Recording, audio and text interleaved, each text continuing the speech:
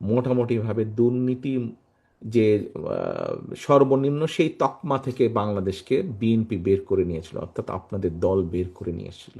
আমাদের সম্পর্কে বিভিন্ন সমালোচনা করেছে এরকম একটি সংগঠন, ভবিষ্যতেও তারা একদম লাগাম ছাড়া সমালোচনা করবে আমাদের এ ব্যাপারে, একদম সন্দেহমুক্ত থাকতে পারেন।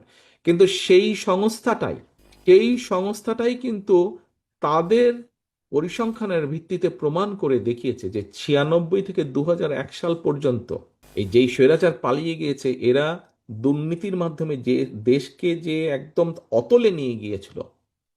2001 সালে যখন বাংলাদেশ জাতীয়তাবাদী দল বিএনপি দেশের মানুষের সমর্থন নিয়ে সরকার গঠন করে, তারপর থেকে দেখবেন 2001 সাল থেকে ওখানে গ্রাফ দেওয়া আছে, ধীরে ধীরে ধীরে ধীরে উপরে উঠে।